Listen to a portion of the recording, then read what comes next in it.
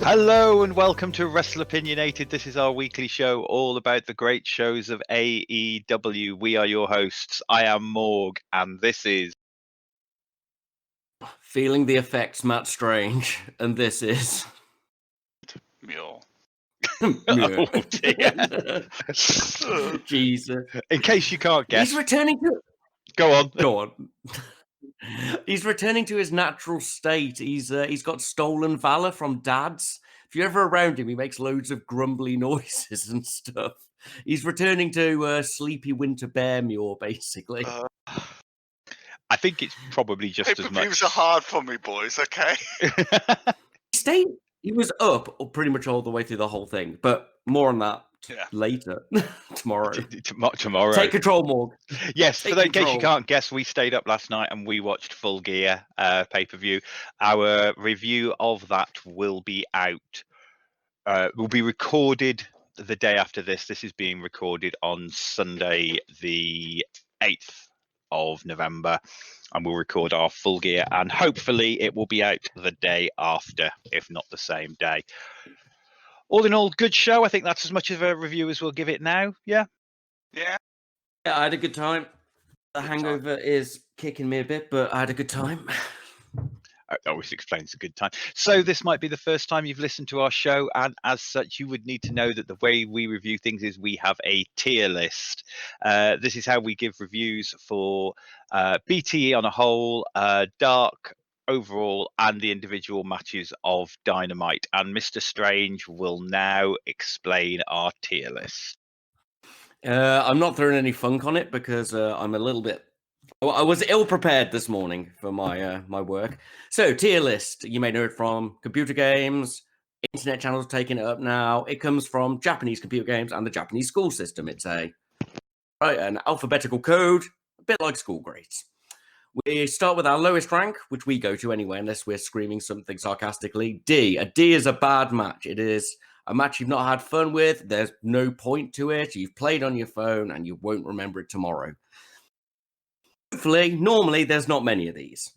C rank. C is what we should come to expect from an average match. It's got story, it's got good wrestling, it's good. This doesn't mean it means good. I've had a good time. Sure, I've had my eyes on it all the time, but I care about what's going on in the ring. I care who goes in, I care who goes out, and I've enjoyed the match. C. From there, we rock up to a B. A B just has that little bit more on a C. Maybe the story is phenomenal. Maybe the wrestling was great and you just didn't look away, but you'll remember it. Quite often, the match of the night, and if you've got a good show, straight Bs. You know, it's just got that little bit that takes it above good. Typical highest about every week, maybe month, is the A rank. A rank has got everything you need. You have got story, you've got heart, you've got fabulous wrestling. You don't look away. You probably get some gifts of it to show your mates. It was a great match. You are happy to have seen it, and it doesn't embarrass you to be a wrestling fan to watch. An A. And of course, the top of our tier, S for super or Sugoi from the original Japanese, is the top of the fucking mountain. An S rank match should only come across every few months, couple of times a year. It's breaking paradigms. You do not take your eyes off the screen. Nothing bores you. You give a shit about every single moment. Sometimes it's a crazy cinematic match that just breaks all of your expectations. Sometimes it's just fucking solid wrestling with a lot of heart. That's our top rank, the S rank. There we go. Tier list done. Excellent. Now we move on to the news of the week. We've actually got quite a bit of news this week in parts.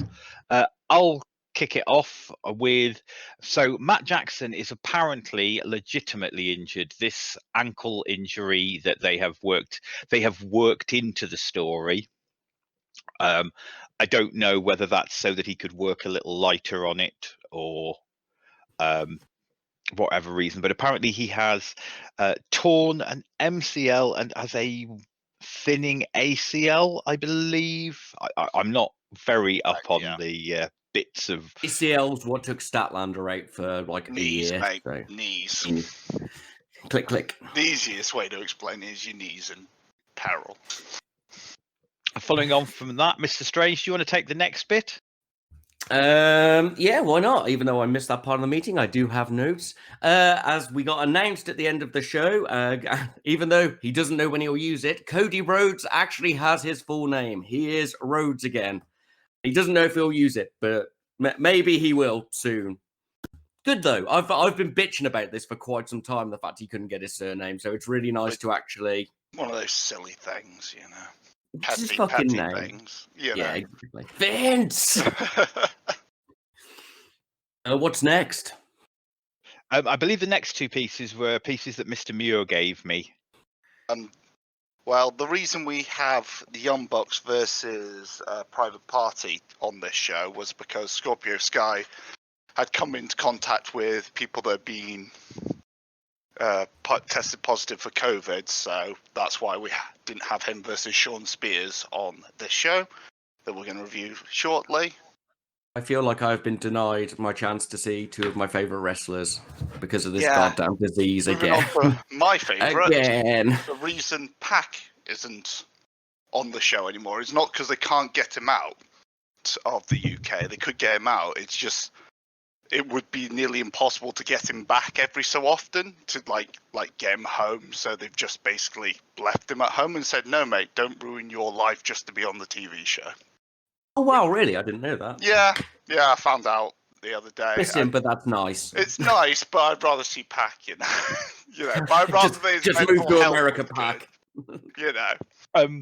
There is a story on Twitter where a guy called out AEW for their lying about the Pac promo that we'll talk about later, where he said he'd been home alone all this time, and this guy apparently lives near him and said this is not true. He has seen Pac in a supermarket and walking a dog with another person.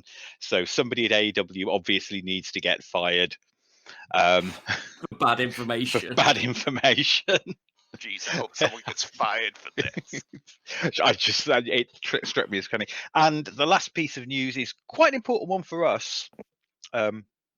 Obviously, it's going to be all relevant to COVID, but Cody has let out a message basically saying they want to get to the UK as soon as they possibly can.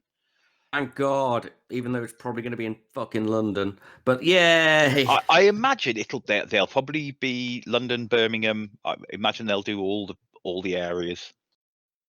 I mean, if they do fair play, but yeah, they do own Fulham. I imagine yes, I'm imagining that one of them will be at Fulham. Yeah, if they do the NEC, I'll be the happiest man. I think there's a strong possibility because I think they could sell out the NEC quite easily. Yeah, depending on what crowd limits we can have, quite easily. I'm DX crossing, but nobody can see it because I'm on a podcast. So moving on, Mr. Strange, do you have a piece of social media for us this week to go and check out? I got one thing today.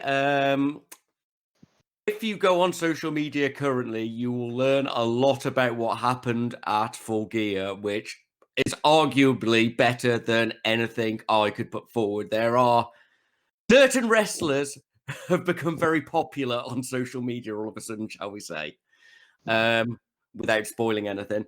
But if I was going to do anything from social media, I would put out the fact that today, Sean Ross Sapp, who is he's like super journalist of wrestling things, has announced that apparently, or brought to light, that AEW are working on multiple computer games in different styles and different types of game. Oh, so we might get, for example, like a wrestling manager-y game as opposed to just a smashy one and stuff like that, or like a runner promotion-y thing. I don't know. That'd be interesting. If they somehow bring me an RTS game where I can have turn-based combat in a wrestling simulator, I'd be the happiest man. But I don't think that's going to sell well. Do you want Wrestling Manager? Like Wrestling Manager with RTS combat. Does this mean we're going to get Wrestling Manager 2020 and then Wrestling Manager 2021? New one every year. Fuck that. I'm going to make the roster. It'll be interesting to see. Who knows? But I'm quite intrigued. And hopefully they understand that things need to be sold on Steam, so I will buy them. Yes. So moving on. So that's our social media news. Now it is time for the part of the week where we throw down our reviews of the shows this week. We open, as always, with BTE, or Being the Elite. Oh, Jesus. Hey, So come on, much Brian, wrestling. you can do this, lad. It's all right. Nick is normally our I person know. who covers BTE. I'm fine. I can fine. do it. I didn't make any notes for this because I just remember it being not that great, if I'm honest. It was a very poor one, to be honest with you. First of all, it starts off with showing off all of Brandon's losses for around 10 years. And then saying it doesn't matter how many losses you have, and blah, blah, blah, blah, blah. Blah, blah, blah. Golf, blah, blah. Then we go on to Eddie, that's doing a promo with the Gator Golf thing. I can't remember. What was he doing? My dad was vegan, Moxley. All I had to eat was vegetables. No, That made me hungry, Moxley. Hungrier than you'll ever know in this life. You will never have the hunger I have in this sport. Sorry. That promo. Sorry, I've been on the internet too long. Anyway, and then we moved on to the Sammy Guevara throwing the shoe at Wardlow scene. Oh, that was great. That bit was really funny. Why do you only have one shoe, Sammy? Why do you only have one shoe? I fucking forgot that. It was the shit cut as well. Yes, mate. Just bouncing off Cage's chest. Then we move on to Silver and Reynolds pretending they'd just been to a good Charlotte gig to try and get in Oh the god, group. there was a great middle, wasn't there? Yes, As mate. Ska/punk fan, not so much a fan of the Ska-punk hybrid. I like my Ska and my punk.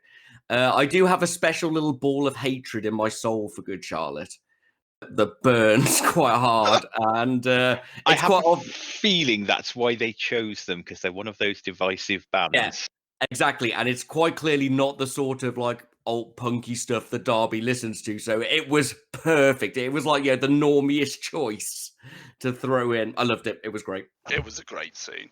And then we went on to Luchasaurus and his mate at the Panda at the pool, just fucking around. Fucking dad. That was actually quite good fun. Yeah. I've not been the biggest supporter of Dean promo work in the past, but him with his dad on the barbecue and stuff, and when's he going to move out, actually brought me like a good, sensible, wholesome chuckle, shall we say? Sort of breaking down the character a bit more and making it look more ludicrous was good for it. Exactly. And then we moved on to the 12,000-year-long family feud joke for Spanglish. Spanglish is over enough for me. I enjoy quite a lot of the Spanglish jokes, and the Dark Order are really over. This killed the end of the show. This is why I thought it was shit. I've got no other notes. I've missed all the good stuff that you mentioned, just because the last 12 minutes was this overdone joke. Not a fan. Sorry. Yeah, I don't know. Go on. I don't know what they were trying to do with this, but it really didn't go over for me. I mean, they were just trying to get the one joke, which is that Alex, is it Alex? The guy who hosts Spanglish, I'm having a mental block. That he has joined the Dark Order. It wasn't until the Raptor pointed it out to me and reminded me that he'd drunk the Kool-Aid a couple of weeks ago that I actually realized. I also had a startling revelation in this when I finally worked out who the person who does the fortune teller is. That it's him. Yeah. I figured it out a while back because I got so angry at not being able to figure out who it was. So I had like a proper look through everybody, and I was like, aha.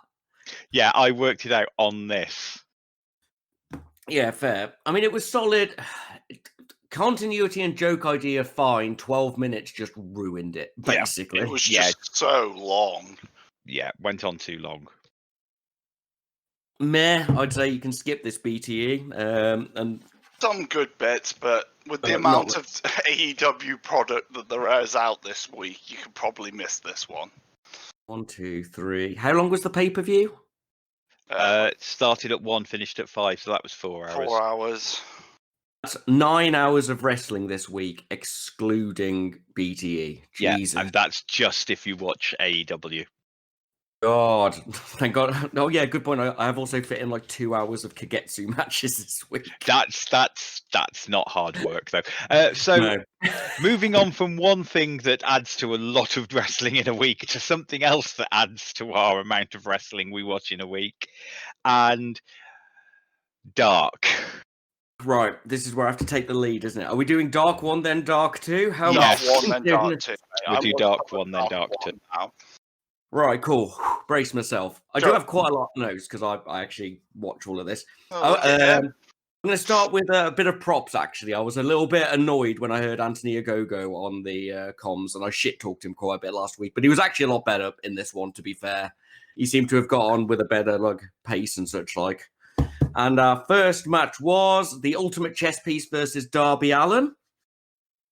And fair play. I've been critical of Darby Allin in the past, and recently he's been really bringing me back. He doesn't just squash anybody. He's got that proper Stark/Spears mentality of have a good fight. He's the guy that puts over the guy that he's going over. Yeah, and these two looked really comfortable with each other. I quite like Bishop King as well. I think he's really good. It was just a solid, good match. Really good opener. Showed us more of Darby. I enjoyed it. Unless either of you two have got anything to add, I'll just roll on. Keep going. Roll on, yeah. Keep going, Strange. Hirsch, my little new favourite Dwarven Queen, and Eleanor Black, a little something for the Morgs of the world. This is Brandy and the Cake, Red Velvet. I didn't understand the tag team of Hirsch and Black. I know we have tag teams that aren't really people who fit, but there was literally just nothing in common between them. It was actually reasonably solid. It wasn't a squash, which was nice, though some of the lack of familiarity between everybody did sort of show. I am really, really popping for Hirsch's step-up moonsault, where she runs up the turnbuckle onto the rope and moonsaults off that. That is fucking cool as shit. It'd be really good if it was a move she landed just once. Yeah, yes. Give it time. It wasn't I can't say it was like a good match, but because something was just off, but it was nice they protected Hirsch. Black is a look and is actually quite good in the ring and such like, but I think Hirsch made more of a statement and needs that bit of protection. So that's something I didn't feel quite like she was fed to Brandy, as we now put it. Do you like women's matches? Anything you've got to add to that one? No, it was it was quite good. It was an all right match. Suffered a little bit at times from slow pacing, and not slow pacing, but just moves not being as smooth as they can be. I think I'm with you. I think I'd have rather seen. I think you were the one who projected it. Ty Conte being Hirsch's tag team partner, that'd be wicked. and I think that'd work really well. But anyway, yes. Unless Mr. Muir has anything to add, move on. Muir spent too long watching Joshi matches. He can't rate American women's matches anymore. Too far gone, boys. Too far gone. Jurassic Express versus the Jobbers, and I have the name of one of them down, Navarro, who was the guy in pink, because he made me piss in this match. He screamed, he screeched, he ran away. I think he's going to be a great mid-low carder if they keep him. I really enjoyed him. Otherwise, this was just a solid, fun match. Once again, Jurassic Express, they've sort of reinvigorated themselves in my eyes. Jungle Boy is always smooth as shit. Just good, fun match. It's not quite on the recommend list because it was pointless and you know who's going to win, but good, solid, enjoyable. Another thing, yet again, Jurassic Express, another team that always make their opponents look good. Exactly, and that's what wins it back. And especially when you've got Luchasaurus, whose gimmick is I'm fucking huge and shouldn't have to. Yeah, exactly. It would be an easy dodge. Yeah, it's why we hated Dark for so long, because we just had that string of squash matches that didn't fucking matter. And now, sure, a lot of these matches don't matter realistically, but at least we're getting a back and forth. We're seeing who's rising up. I tend to look up a bunch of people on the indies after I've seen a match I like because I'm an indie shitter scummer. Right, then we had the Inner Circle Bubbly advert. It's an advert. Rolling into Kaz versus Ryzen, which I was excited for because I really like Kaz and I really quite like Ryzen. It was obviously solid. Taz and Excalibur having a great time on the commentary, which always helps with a match. Little bit one-sided for me. I think Ryzen's been shown to be a little bit higher tier than just having the shit kicked out of him, but fine otherwise. And obviously, then TH2 have to come out to eat more shit because, I don't know. I'm not too keen on this TH2 SCU storyline just because TH2 haven't really achieved anything from it. Yeah, So I'm much the same. Unless TH2 get the win in the end.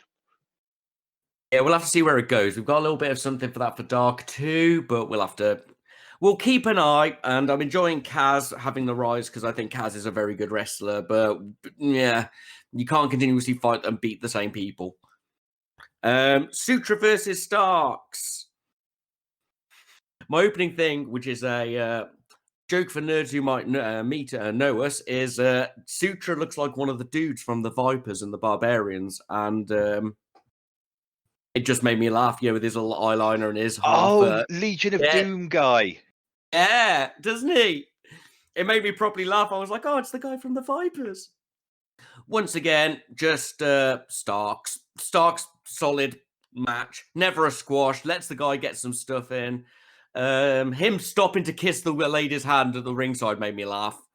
But I'm going to comment on this again later. Do you remember when I kept saying that I like Sean Spears matches, but it felt like it was the 1,001st Sean Spear match that we'd watched of the same sort of thing? Yeah. Starks is heading that way for me now, and use him a bit better, and don't over spoil him for us. Like, he's really good. He's got that showmanship. We don't need to be buried in him beating guys we know he's going to beat. Just then we roll throwing him onto commentary. And Dark doesn't need to be 2 hours long. It could be shorter, and he doesn't have a match, Exactly.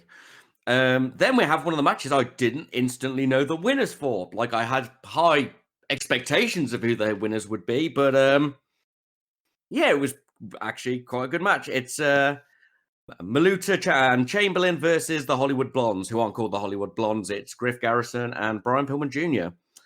The Hollywood Blondes, they're just a fucking lovable goof team. I'm on board with them. Chamberlain was good, but we've seen him a few times, and he's good, but he looks like a lazy character for a 1v1 fighting game. You've got like Liu Kang, Scorpion, Mortal Kombat, and then that guy who's been added for the 3rd game. That's what he looks like for me. He looks like a filler character for Tekken. I don't know if that's just me, but he's a creator wrestler.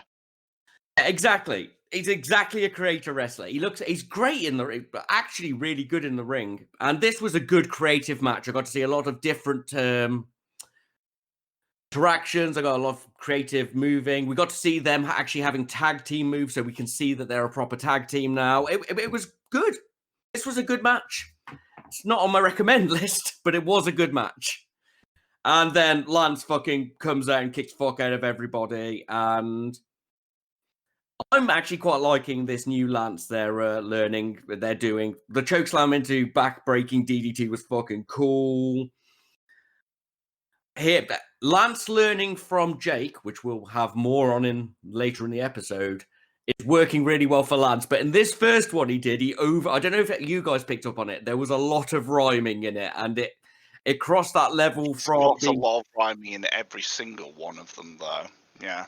This one really stood out to me. It felt a bit more like a limerick, but that's possibly because he hadn't quite got the cadence of flow of reading. He's still getting there, but fair play to him. He is trying to learn, and he is getting a lot better. I'm really enjoying Lance just becoming new Jake. I think it's got great possibility. Right, where do we roll into then? It's Solo and Fashion versus Bowens and Caster. This is what we've been asking for. This is 4 guys where we had no idea who the winner was going to be. Neither of them are like proper set tag teams. This was 4 of the jobbers in a match against each other. We've been asking for this. So I watched it with proper eyes. Jesus. The proper eyes instead of those fake eyes you keep for watching the rest of the matches. Hey, mate, you got a proper one. You're from the Midlands. You understand I know the sort what of you shit I do. mean. Great start. Taz saying you can buy Fashion's coat on Amazon made me laugh. Caster doing his rapping was fucking great. I loved it. Taz corpsed. And whenever Taz corpses, his laugh is so infectious. It just fucking gets me. It's great. There was character work on both sides. It's a shame Fashion had to eat quite so much shit.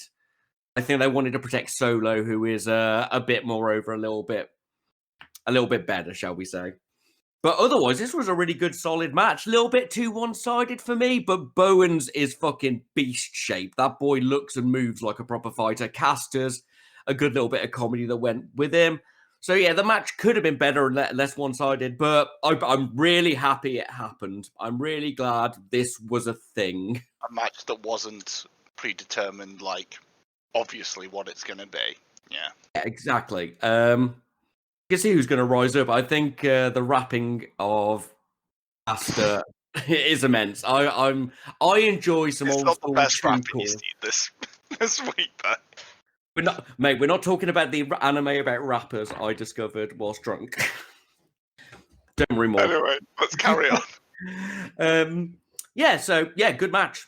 Not great, but good. Then we have 5 versus VSK. We've had a couple of matches with VSK now, and was he on Dynamite last week or this week? Got squashed by Sean Spears last week, the week before. Either way, this was a solid indie match. This is what I would expect to see if I was in the main event in a hall in Wolverhampton. There was a brilliant little bit with a boot and tie, which was some unusual style healing. Solid. Nothing much more to say about it, to be fair.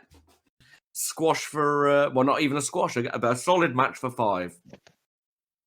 Right, now, this is the point where you guys are going to have to give me your opinions on this, because I didn't get it.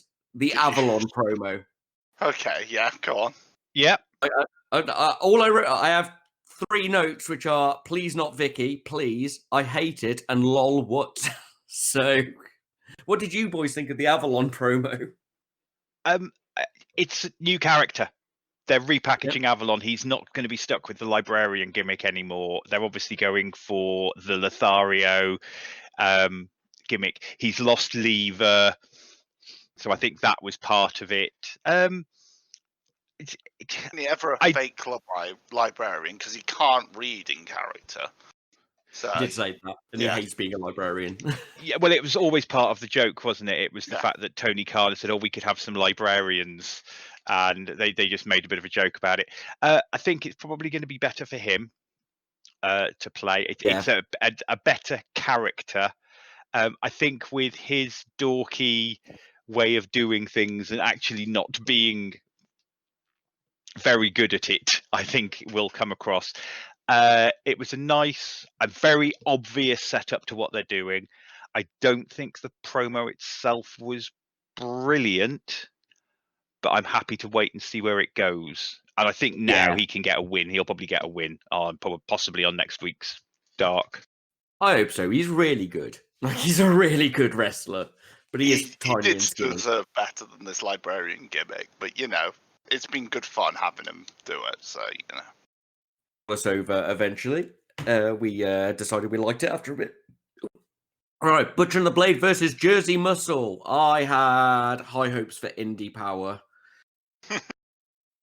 And there's a couple of good moves in it. That at one point, the two of Butcher and the Blade threw one of Jersey Muscle, and he just went so far.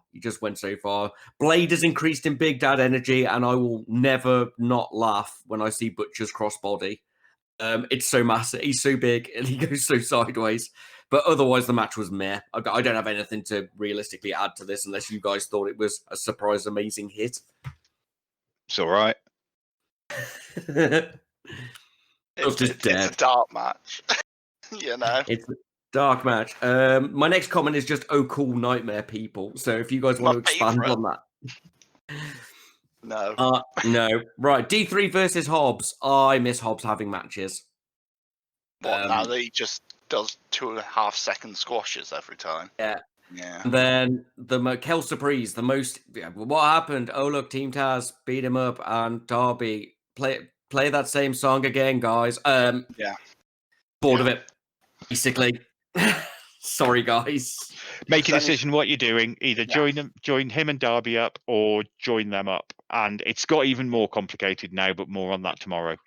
Yeah. But from that disappointing moment, it's my one recommendation of the dark. Would you believe? Baron Black and Kumamoto versus the OG Dark Order.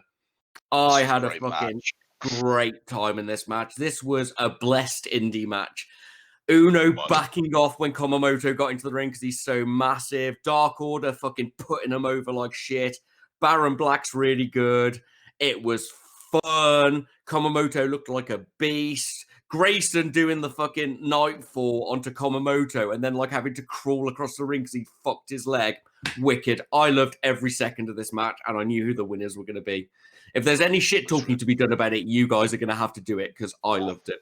I loved this match. I really enjoyed it. I'm glad I saw this match, and there's not many dark matches I can say that I was glad to have seen.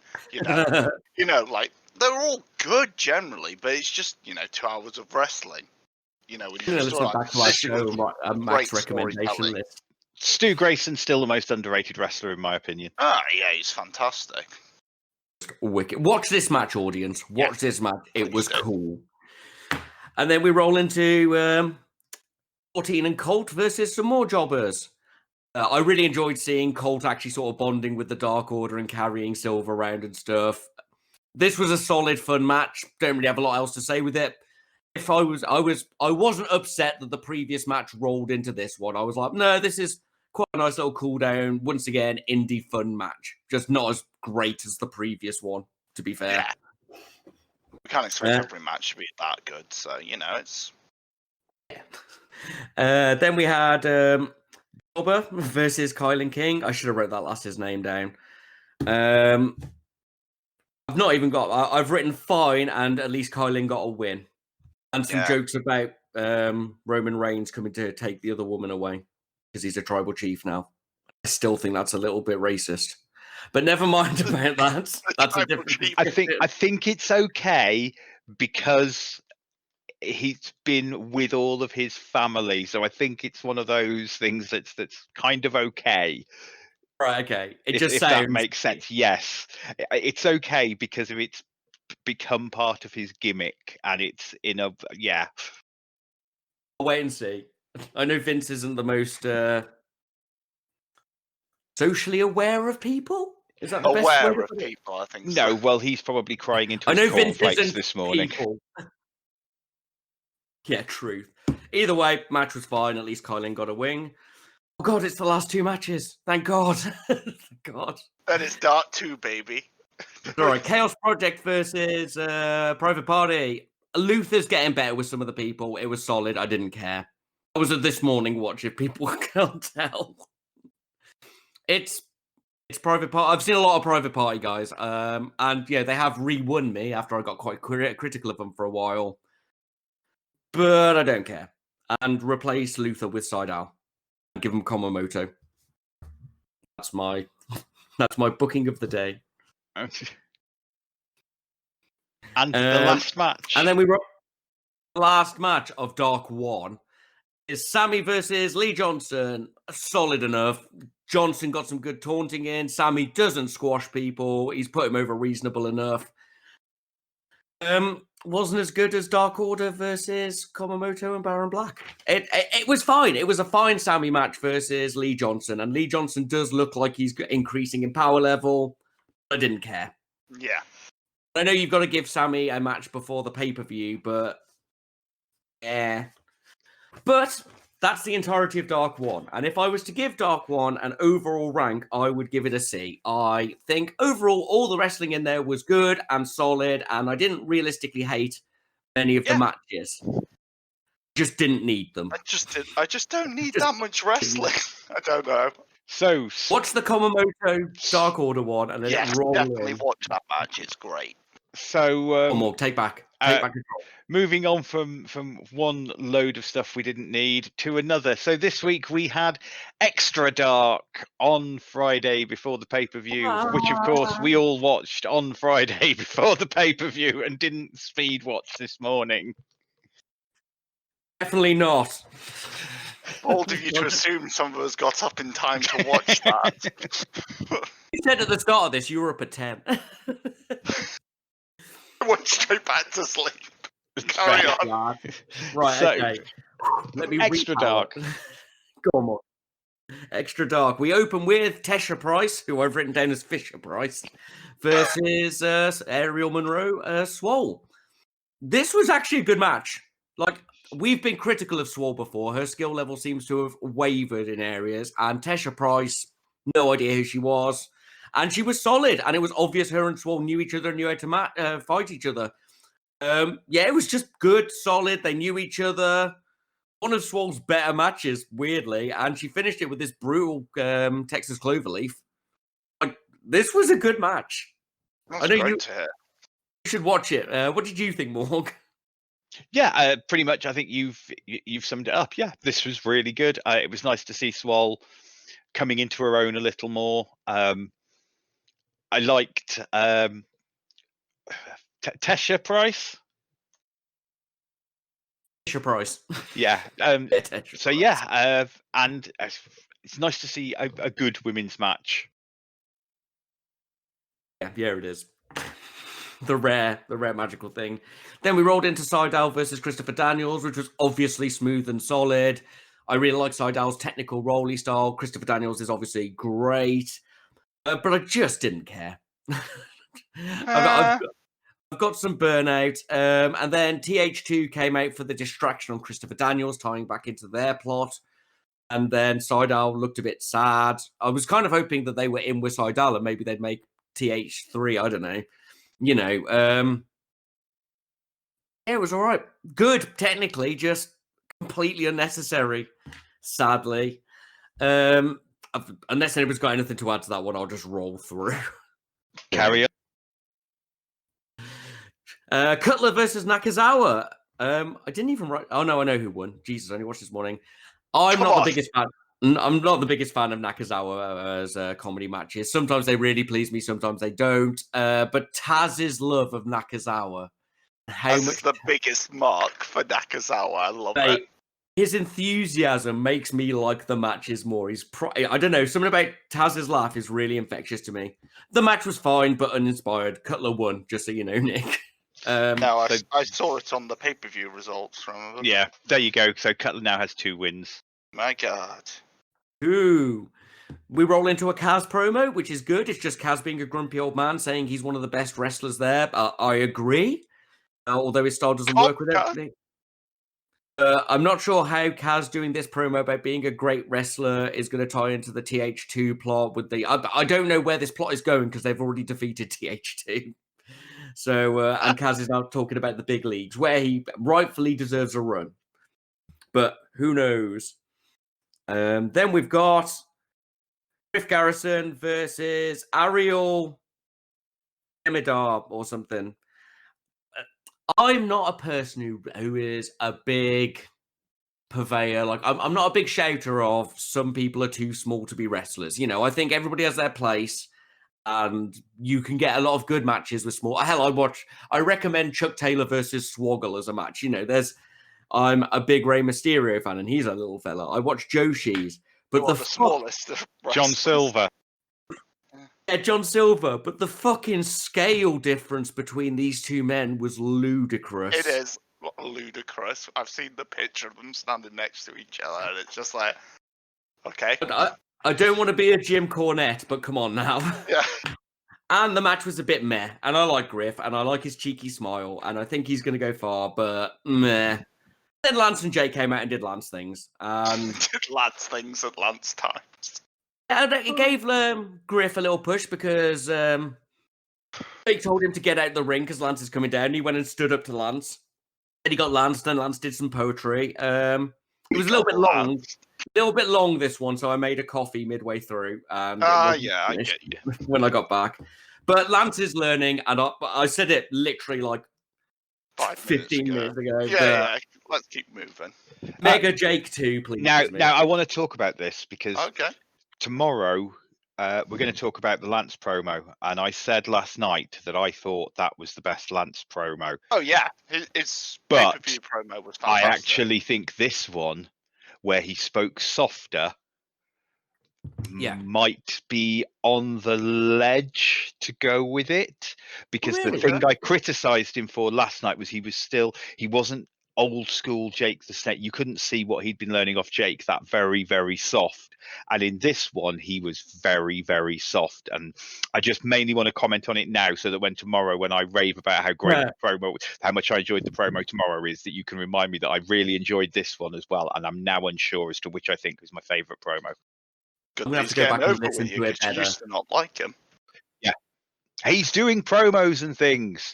I got bored of him just squashing people. You don't have to be the best wrestler. If you've got a weird enough face and just enough heart, you can make it in the business. Right, rolling on. Maluta and Rising versus the Dark Order OGs again. Once again, Dark Order OGs do a solid match to make everybody look good, and I enjoyed it. I am shocked that they did a good match that's made the other team look great.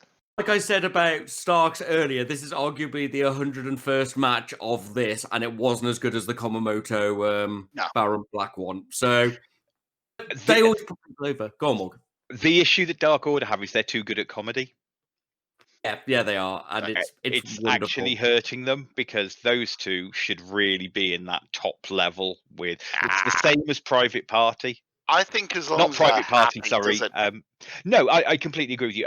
Proud and Powerful, I meant to say, but it's the same problem as Proud and Powerful. They've become a bit too good at being a bit goofy, and as long as they're happy and they're getting a paycheck, fair play. Right. But upper mid carders are the best wrestlers. We all know this. Yeah, we all love the mid card. Let's be fair. Then we roll into Starks versus Reed. Brand new jobber for Starks to have his 1002nd Starks match with, where he puts them over a bit, does some stuff. Oh, this one I find very squashy. Yeah, no, it was squashier than your average Starks match. He gave him like a bit. He didn't give him quite so much, and didn't have to like properly lose his temper. I don't know if I watched it probably as well as tired you. from like his 7th squash match this week, you know. Please, guys, can I have a real match? No, you go out to the ring and Taz promos. Please, can I wrestle? Yeah. Anyway. Meh, one of the weaker ones on this Dark 2, which has been really solid. I'm just exhausted, and we finish with a match. I was gonna speed through until I saw who it was. It was Lee Johnson versus Chuck Taylor. And obviously, being a massive Chuck Taylor mark, I was in. It was a fun but not an amazing match. It was sort of your average indie match. It's the same Chuck Taylor match you say every week on Jakara, then. Yeah, bit of comedy. He can't turn it off. He's always smiling and doing good shit. He's great. Lee Johnson a bunch of high spots, so Johnson can look great. At one point, Johnson con heroes out the ring, and it's so impressive that Orange Cassidy and Trent high-five him. But otherwise, it's solid match. Should have been against the captain. Should have been against the captain. To be fair, with what happened at the end, it really should have been against the captain. Yeah, it should. They gave Lee Johnson the hug. Because yeah, that was all of Dark 2. Thank God it was shorter. Thank fucking shit. And once again, it's a C. I can't really put out a recommendation because it's all solid, good wrestling with a couple of higher moments and a couple of lower moments, but it was just completely fucking unnecessary.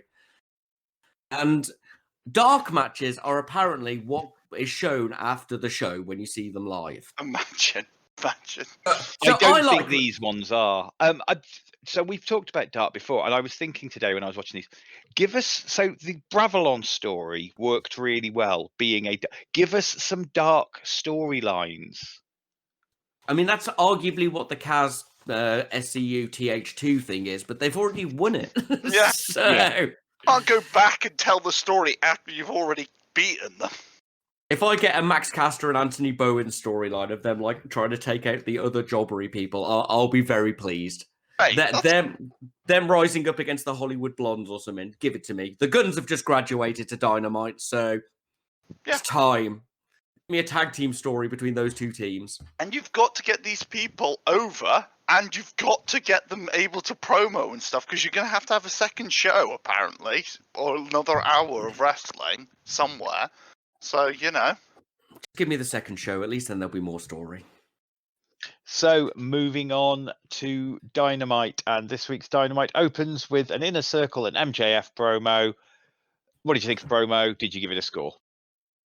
I didn't give it a score. I did write down Jericho opening interesting. I think I was just ready to see where it led to, basically. I've got nothing particularly much to say about this. No, I thought that it was, it was solid enough. It, built up the story a bit more, and it got people caught up to date of what's happening. So I think it was, good. So I think this is when I first started picking up on the echo. Oh, God, right, yes. Mate. So should we address that now and get it out of the way? Yeah, okay, because I got it all over my notes, so... Yeah. Right, okay. It's really hard to enjoy any promo work when it sounds like it's being shouted at me through a fucking wind tunnel. Like, I have very low ranks for a lot of these promos just because I couldn't make out, like, the first 30 seconds, and then I was angry, and then it ended. Yeah. So expect me to be a little bit negative on the promo work just because I couldn't hear it.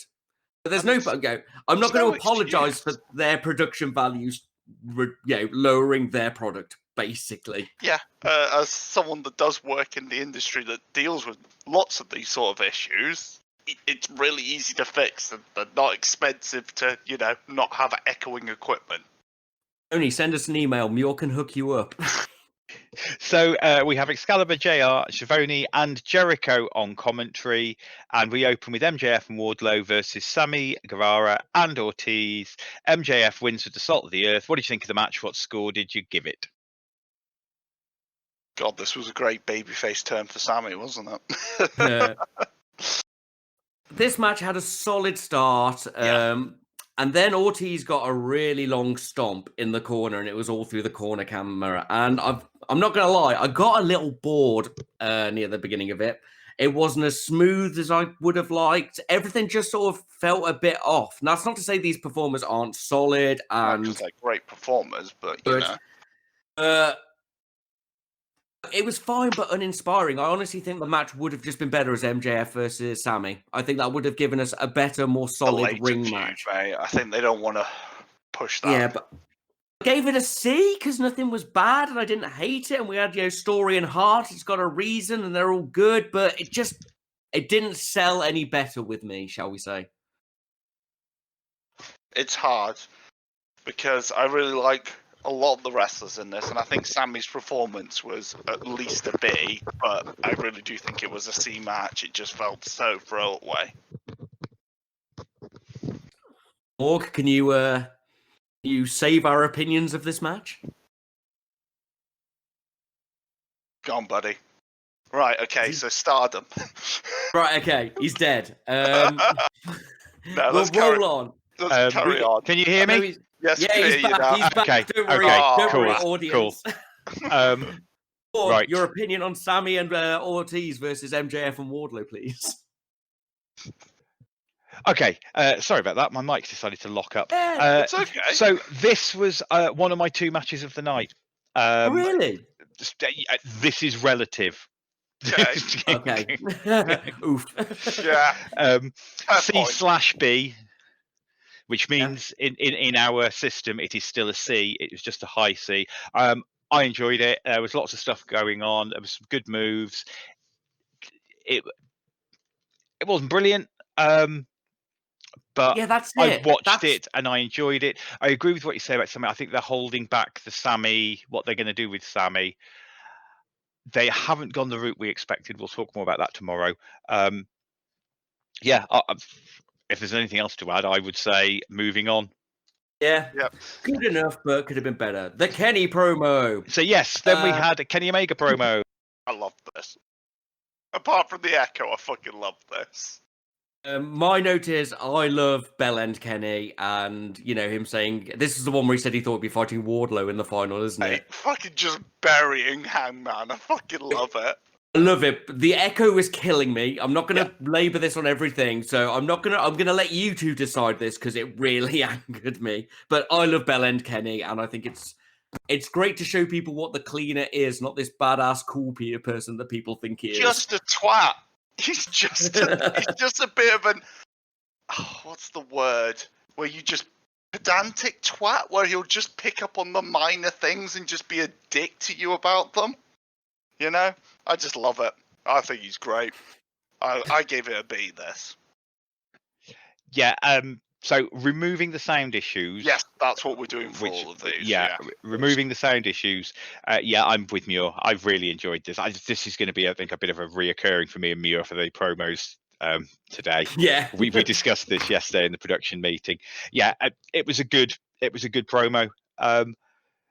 Moving on, Trent with Orange and Chuck versus Miro with Kip and Penelope. Miro wins with the game over. What do you think of the match? What score did you give it?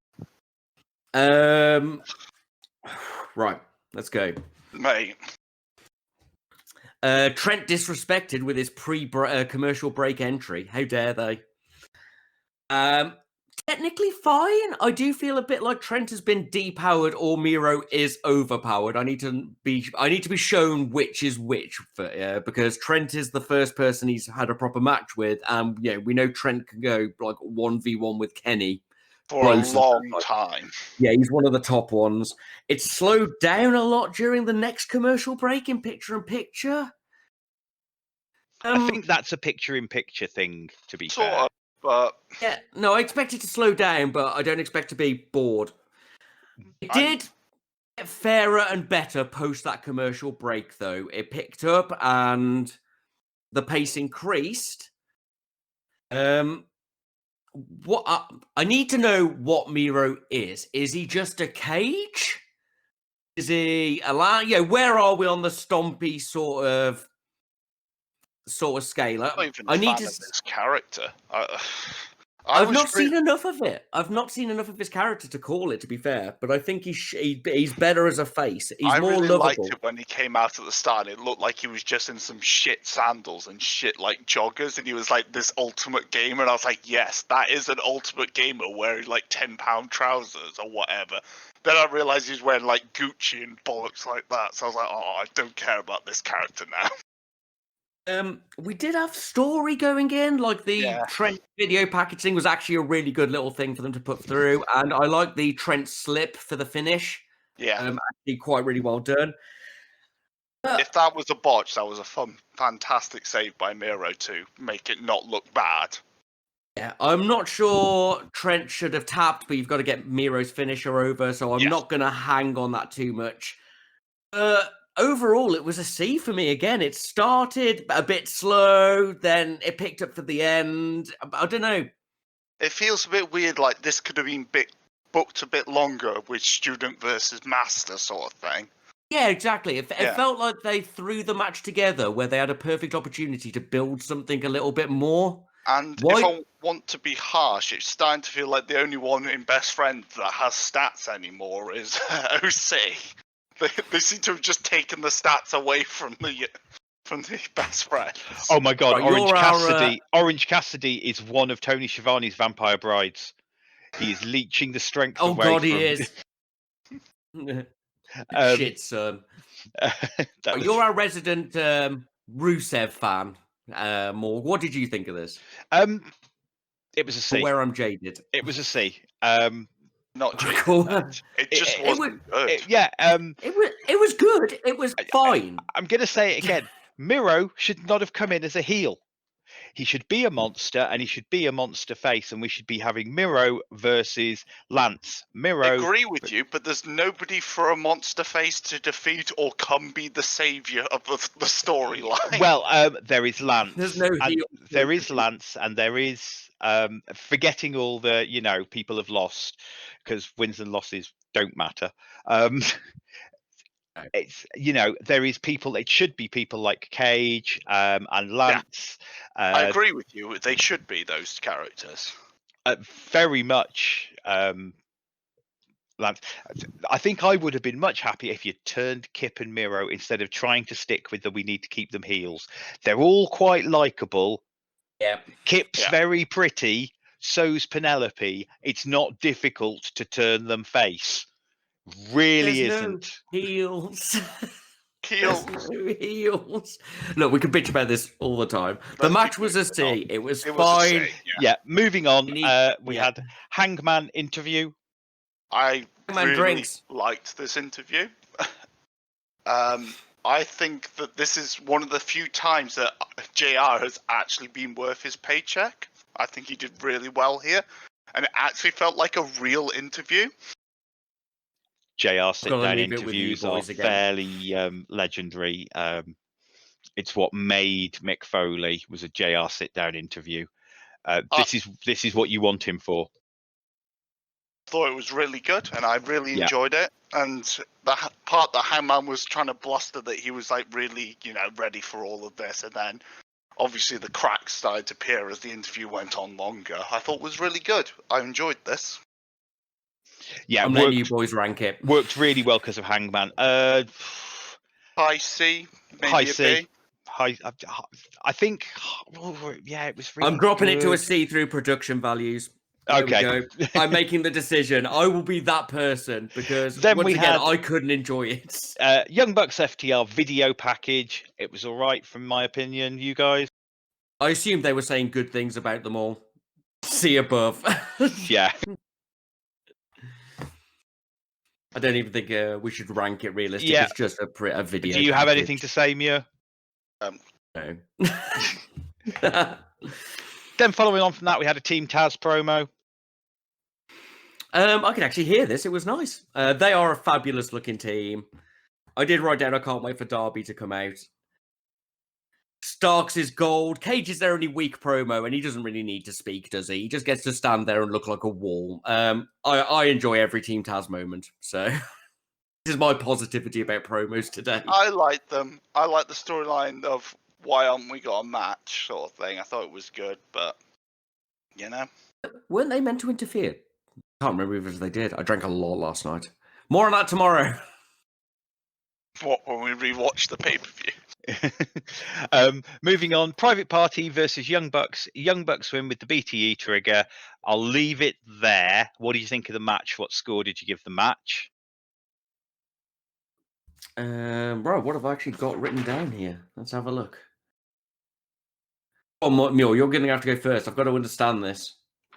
This match was very much on the fly because this is the replacement for Sean Spears and Scorpio Sky. So I didn't judge it too harshly in the end once I figured that out. But I've seen this match multiple times now.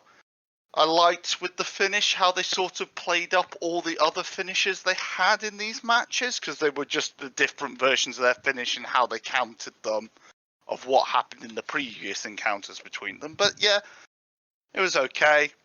Then right. Yeah. Hold on, before we jump into the ending, I've remembered the particular fucking Private Party and Bucks match now. It took a little while for my brain to engage with which one is this. Yeah, solid, but I've seen it like 4+ times. Private Party have got smoother. I shit talked them a lot back in the day. Well, a reasonable amount back in the day. It's good, fine, a C, shall we say. But goddamn, do I hate that double Hurricanrana thing. I hate it. I hate it with a passion. If I never see it again, I'll be happy. Yeah, a C. We know they're good together. This was my other match of the night. And again, it gets a C/B. Just putting it above most of the other matches. It was Private Party and Young Bucks. They've got chemistry. They work well together. It was a good tag match. Yeah. So, is anybody got anything else to add, or shall I move on to what happened afterwards? Move on to what happened after. This was big for me. So FTR come down to injure Matt's leg again, and then I have in capital letters with lots of exclamation marks, Hangman for the save, and that I might have marked out a bit for that. Not it was wicked. This was not Undertaker, CM Punk turning up on AEW marking out, but I definitely marked out when Hangman was the one who came to make the save. I thought that was cool. And then Omega also. I'm not sure if it is too early because of tomorrow. I can say what I feel about tomorrow. But yeah, at the time, yes, I see what you mean. Yeah, no, I really like that. I'm with you. It's I still think I'm like against Nick. I think Hangman should have came out to save them last week, and that would have had more of an effect. Yeah. Maybe earlier or later. But no, it's good that this is moving on, and we'll see where it goes. More on that tomorrow. Yeah, we're not just spinning wheels, so at least it's something. So moving on, next we had Kingston versus Mox in an in-ring face-off. What did you guys think of it? What score did you give it? You've already said your promo now. You can't do it again, Strange. Oh, can I not? I've got other comments. You all know I love Eddie and him playing the tiny violin. That was beautiful. I love that. Part of me did just want them to make up in the ring and the promo just ended. That would have made me laugh. Or just make out. Or make out. Both. Yes. Moxie called himself the best wrestler on the planet, and I did write stairs in Ibushi after that. But, what can I do? I've realised Eddie is just Kenny Powers from Eastbound and Down, and I can't get over it. Mate, when you point that out to me, I just fucking laughed, and then every time I see him, it's just all I can think. I'm very sorry, but I'm not going to apologise, and I'm not going to stop shouting because that means I lost. I love you very much. It's just brilliant. Solid Mox and Eddie. They're great in promos together. I gave it a B. I really enjoyed everything that happened in this ring, even if it is hilarious to think of it as like the intro to a homoerotic novel, basically. But, we've had that with Hangman and Omega for ages. So, there's just so many photos of their faces really close together, and it makes me laugh. What do you boys think? I think this was great. I really do think this is the best work that Mox has done, and Kingston just, he's just a force multiplier for Mox. He just makes him so much better. Morg? Yeah, solid B. I liked it. I liked the giving in all the story, adding the bit about AEW really have a thing about people's mums, don't they? But it's relatable, isn't it? But yes, it is, and I thought that also added to the story. It didn't feel horribly tacked on. It felt they've built this up well about them knowing each other for years. Yeah. But it's standard. We have our 4 wrestlers that we always say we always expect a good promo from them, and 2 of them were in this. And the other 2 were at the beginning. Mate, yeah. I think this was an A. I think this was the best promo they've had between each other. I think it was really good and built up that match perfectly. Oh, what did you give it, Morg? Did you give it a B? I did give it a B, but I'm giving it a B off memory. So you can give the decider, being the big fan you are of Eddie. I'm sticking with it as a B. It was good and it covered a lot. But I don't know if it crossed into that A category. And the bit where he's smashing the belt, shouting, "This is why my mother doesn't have a granddaughter. This is why my mother doesn't have a sister-in-law," isn't fantastic, playing up of how much this belt is worth and stuff like that. Yeah, but that belt is only... I'm sorry. Muir's took me over. I'm shifting. Yeah, I'm shifting to an A. That belt... But that belt's only existed for 18 months. He's been having troubles with his wife recently. It's all been very recently. This is why I don't have a wife. I've always wanted this belt. I now want Blade to turn around to Kingston and go, "Hey, Kingston, where's your wife? Where's your wife?" Their face turn. Fucking keck. All right, you boys have outvoted me. It's an A. Yeah, Mia's right. Making the main belt feel that important. Yeah. Even though, like you say, if you actually take a step back and think about it, you go, wait a minute, this belt's existed for like 2 seconds. But it's a main company's main belt. That's the big thing. That's what he was going on about. I know. I'm just being facetious. And that's how I power myself. That's how I feed. Following on from that, we had another echoey promo. It was the Pac promo video. Mr. Muir, what did you think of this, and what score did you give it? Well, this was my... I mean, because the echo didn't hurt this. No. If I'm completely honest. Rolling from one A-rank promo into another, Shen. Oh, easily. This was fucking great. This was Pac at his best. It opening on with him looking at the TV and instantly Kingston's voice ringing out, "Where's your little British friend?" And then him staring and walking and all the people... the multiple packs showing up in the background being fucking crazy whilst he's trying to be reasonable. This was wicked, and I loved it, and I miss Pac. I Now think you that may was speak. a great showing of what isolation would do to someone, you know? Just sitting there, just going crazy, but just trying to, you know, not think about it. Ah, this was great. I love Pac, so, you know, I gave this an A because I just think this is great character building, and when we finally can get him back, it's going to be fantastic. So I loved Morg. the filming and the bits of I gave this my first ever. I believe this is my first ever A/S. My Fucking first hell. A plus.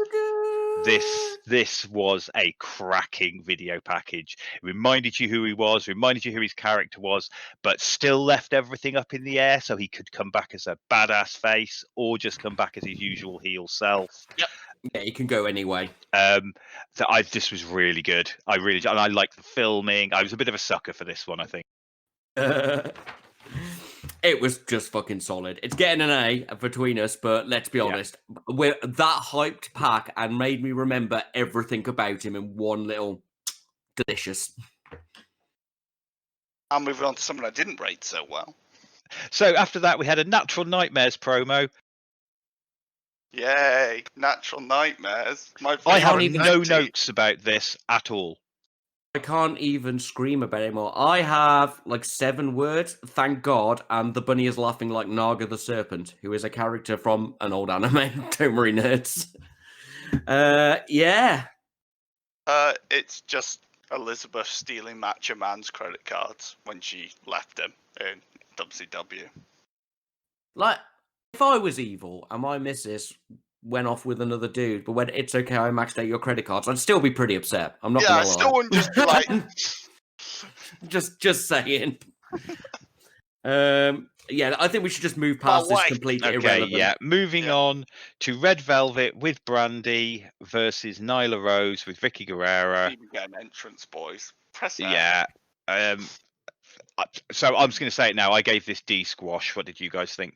D squash. Didn't even rank it. I went from we went from one thing of no consequence to another thing of no consequence, basically. Awful. Velvet deserves better. Yeah, the only cool bit was Nyla winning with the Tamashi.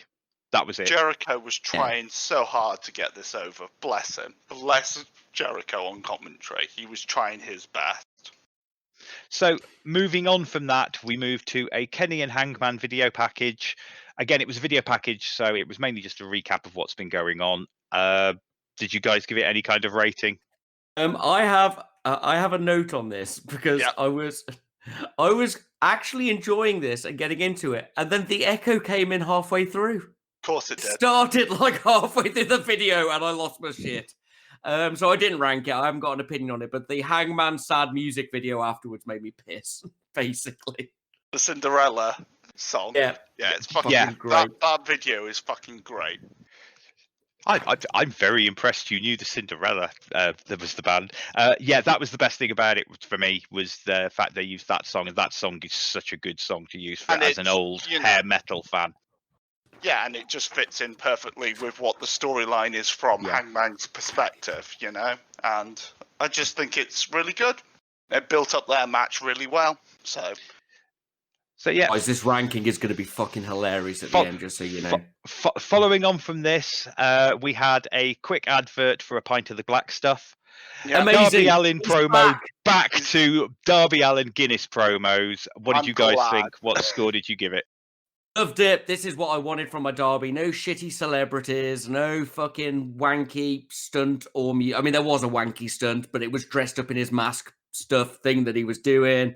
I love the mask stuff. I always thought that was the best part of his, you know, like the one where they're playing cards around the table and stuff like that. Once again, I don't think this is an A. No. I think it may be overranked just because I was excited again, but it's good derbying, and I think it deserves a solid B. To be fair, it's above average promo work. He's got character in it. You can see what he's about, and it was solid. I enjoyed it. I'm glad it's back. Yeah, he's a great alternate character. If he just kept that instead of trying to be getting celebs and stuff into his fucking... If they stopped trying to make him the skateboard guy and they kept him being the weird emo kid which isn't necessarily the weird dark punk kid. Let's go with what he more likely whatever. actually The weird is. old kid. Yeah, He's just great at that. So just leave him to it. B from me as well, and that's as a Darby Allin fan. I thought I just think good. it's a solid B. I enjoyed it. So I'm with you, and I'm cynical. yeah, moving on. Dark Order, John Silver 10 and Colt versus Cody and the Gun Club with Arn Anderson. Austin Gunn wins with the quick draw. Before we go on to what happened afterwards, what do you think of the match? What score did you give it? I'm really enjoying, I said this earlier, Colt actually sort of bonding with the Dark Order now and carrying Silver about. I'm enjoying the Dark Order still. Even though we hated them at the start, they've got over and they've maintained it despite kickings, shall we say. And like Colt stroking Silver's head. Gun Club's intro music is dope, and it's on my list of intros that I actually listen to. Bangers. Absolute bangers. Involve all.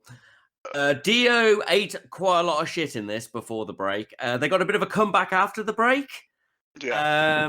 But it was pretty one-sided. We did get to see Ten's ripcord cutter though, and that's a really cool move and looks badass.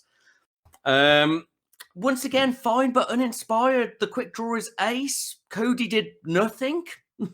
Actually, it was a C. It was all right, but it didn't blow my mind. And I expect, like, I love seeing Billy Gunn. I love his fucking about before he does the Faymaster and how he improvises with it.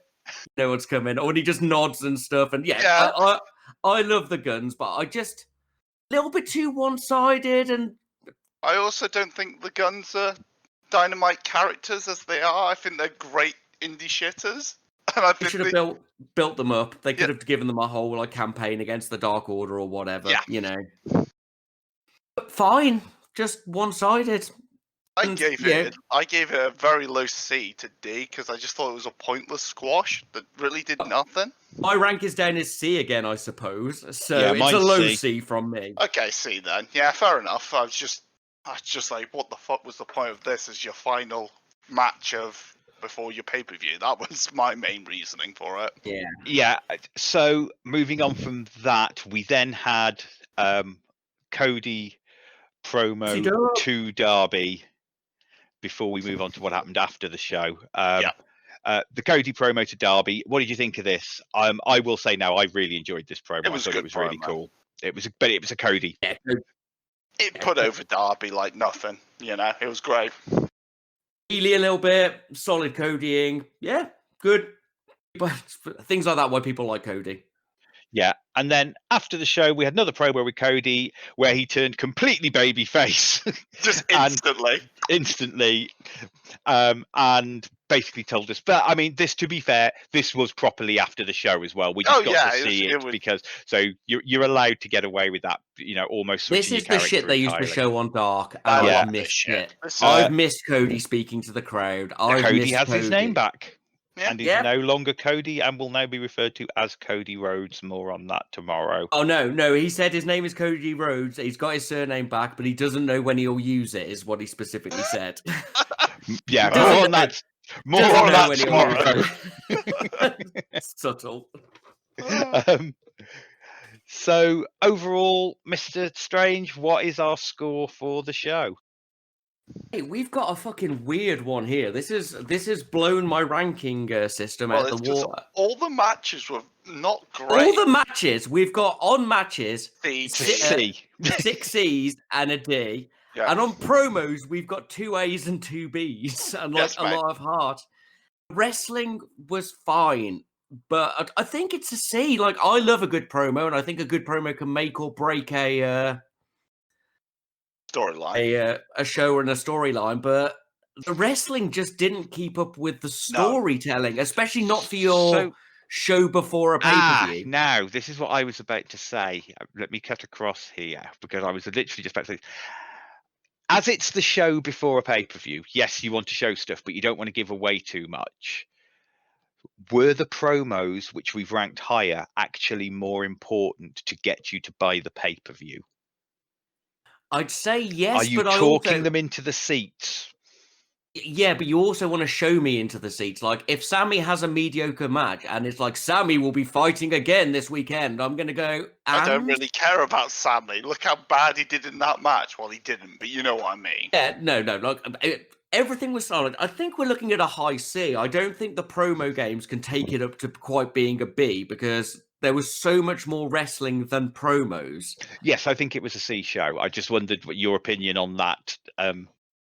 I'm with you. I think you don't want to overdo it. But on the other hand, if I was having a pay-per-view, I probably wouldn't have had that Bucks match. I'd have tagged somebody else in. 100% agree that. with that, because The Sammy match at least had story explaining it. I don't know. Like, I'm with you. The promos are everything. Yeah, it was a weird show. A good show. Like, C is good. Everything has been solid.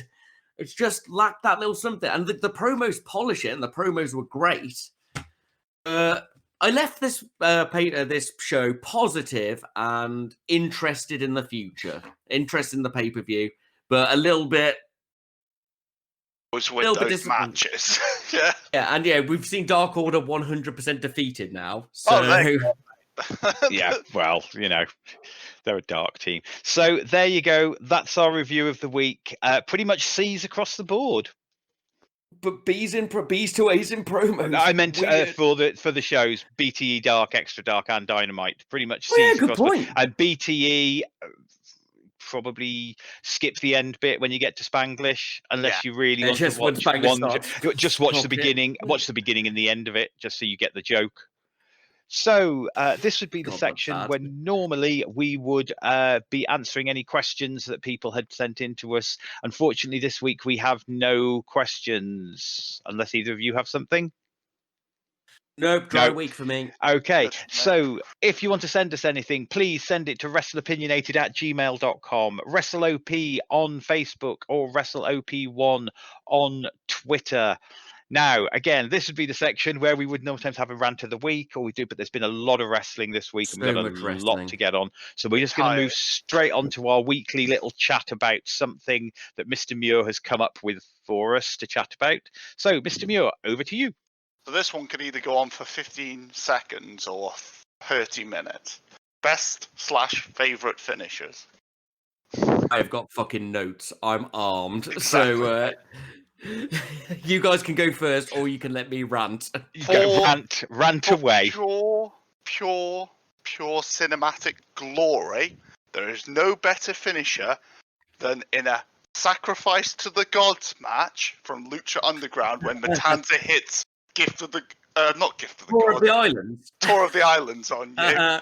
And you just disappear because you're just gone after he's hit you with it. That was the best finisher there's ever been in a wrestling program. I mean, arguably, that is the only finisher I've seen legit kill people in wrestling. Yes, so Styles clashes come close. Ooh. Yeah. Anyway. Right, from the AEW front, I have looked at what I consider to be the best finishers first. This isn't necessarily the finisher I enjoy the most, but a finisher that kills your opponent and can be pulled out of nowhere. Yep. I am disqualifying the Judas Effect and the Oracle because I think they look shit. Sorry, famous wrestling mans and good friend Eddie. The two, from a raw efficiency to speed to pull out to a little bit of flair, the top two finishers, in my opinion, are the Quick Draw and the Awful Waffle. The two of them Quick just Draw come out is baller. I remember seeing an angry thread about the Quick Draw on 4chan. I was like, what the fuck are these people talking about? This is a great finisher. It's fast, it looks cool, yeah. It's got a gun pun in it. Brilliant. It's all you need. Yeah, and the Awful Waffle is just fantastic. The unsafe pile driver. Yes, I love it. mate. It's great. Those are what I would argue are the four most efficient finishers in AEW, with two of them having some flair to please me. If I'm going for shit I just like, Buckshot Lariat is dope. Deadeye is lame.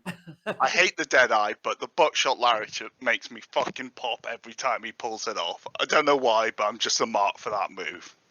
Yes, mate. The Angel's Wings and whatever Scorpio Sky's finisher's called, I forget. His like pop-up cutter thing. Something. It used to be the VHS. I discovered on Cage Match today. Yeah, the TKO. TKO. I love those two. TKO was always the finisher I had in video games in the early days. Oh, look at you. I really, really like Scorpio Sky's TKO.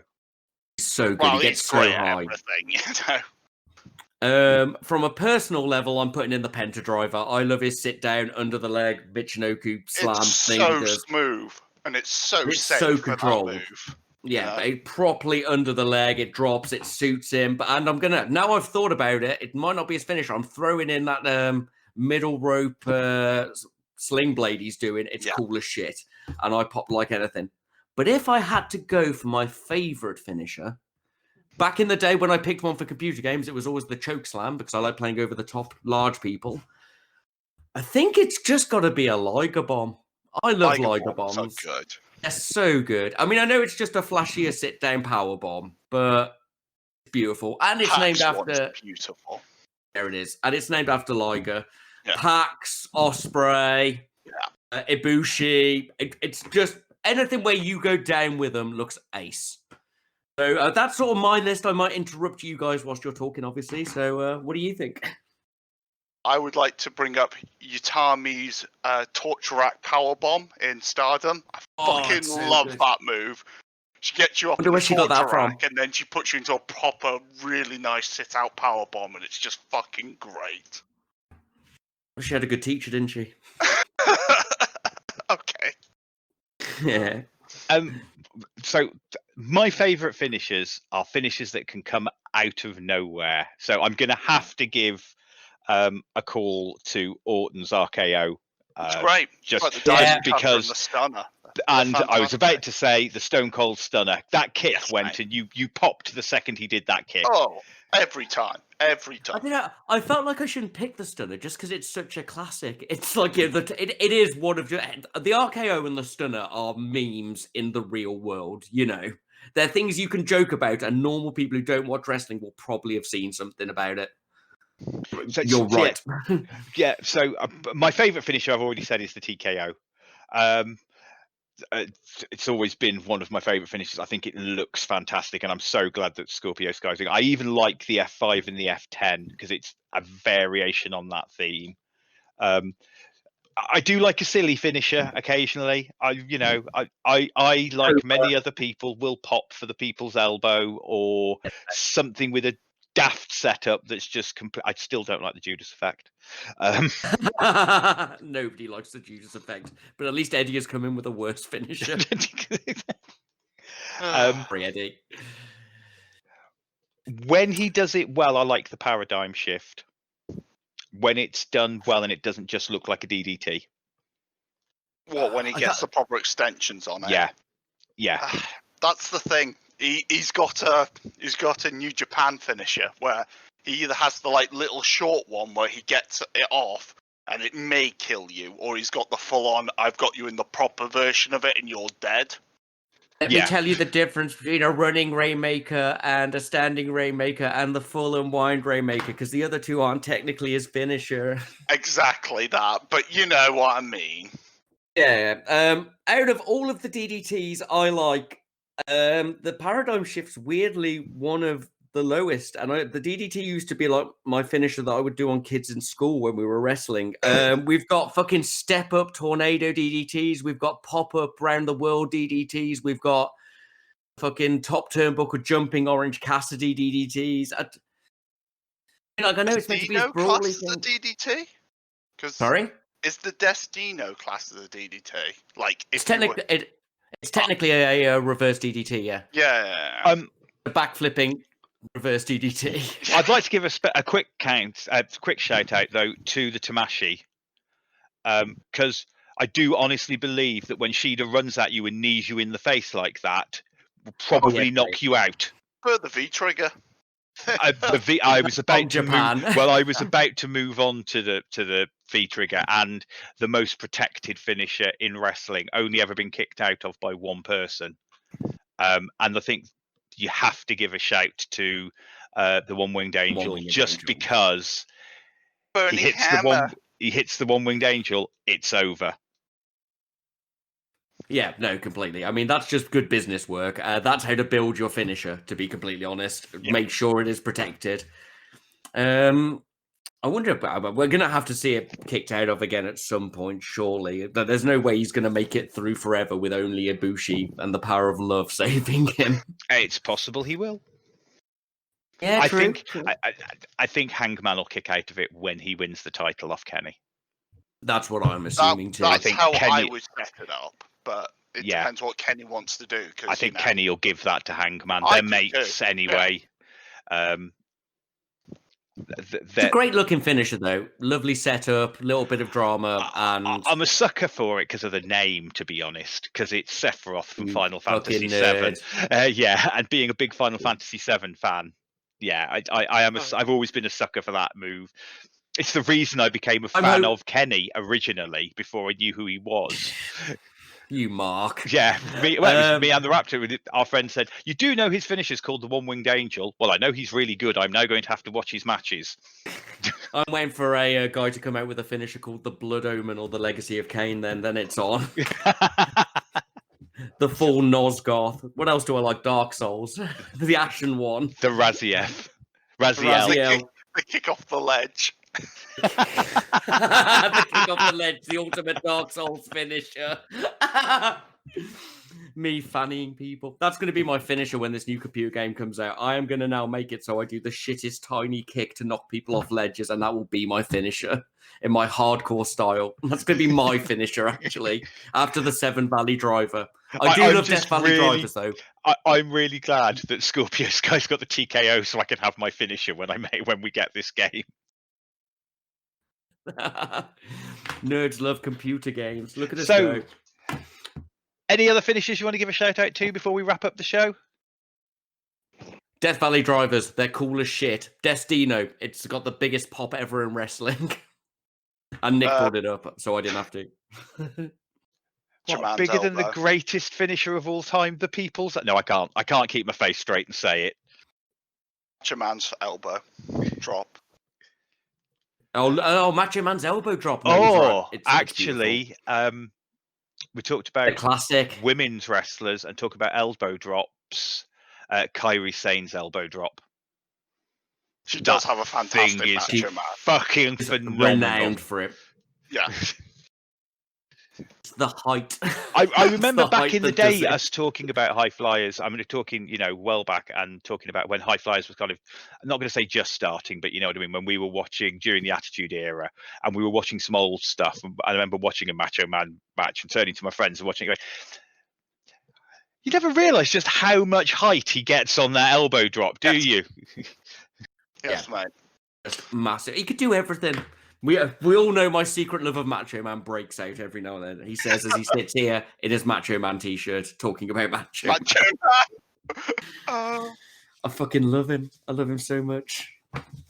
Fastest gun in the Northeast, West and South. Ooh. Right. Take back over, or I'm on to Macho Man. Right. Grab the race. So, I like there you have it. Bomb. Oh. He's not stopped, Morg. He's got more. Mayu Utami's crucifix bomb. Final thing I want to mention. Carry on. Actually, beautiful, and I love it. I know how much we hate it, but back the first time it happened when P.T. Williams did it, I am going to close with the Destroyer, the Canadian Destroyer. The first time I used to show everybody videos. First time I saw a Canadian Destroyer, I was literally like, "The fuck is this?" I was watching TNA on Ant's floor in Birmingham, and P.D. Williams pulled it out, and I'd been sat there for the entire time going on about the Motor City Machine Guns, and I just kind of went, "Ah, this new thing happened. I am now this man's fan." I am going to actually throw out a different finisher though. Now I've realised something. We're missing, of course, the greatest tag team finisher, the 3D. Oh yes. And the Doomsday. The Doomsday device is great and is my personal favourite, but the 3D is a more famous 3D is far superior and safer and and you can put a table in the middle of it. Yeah. And if you haven't put a table in the middle of it, failed. Yeah. Doomsday device though, mate. Go to hospital. I think that's it, Morg. I think we've exhausted shouting random finishes at you now. Right, so that's our show. Make sure you join us for our Full Gear 2020 special when we'll be giving you our thoughts and opinions on Full Gear. We would like to thank Anchor.fm for hosting the podcast. You can find us at Wrestleopinionated on YouTube, Spotify, and Anchor.fm, Mr. Muir. Thank you very much for listening to the show. I'm going back to bed, but if you feel like you want to leave us any messages, please send us questions or anything like that to wrestleopinionated@gmail.com, WrestleOP on Facebook, or WrestleOP1 on Twitter. Over to you, Strange. Cheers for listening to our random and my hungover babblings. Please do like, share, and subscribe. Click any of the appropriate buttons on whatever your listening media service is. And please do check back with us tomorrow, where we'll be discussing Full Gear. Back to you, Morg. So all that's left to be said is goodbye and good night.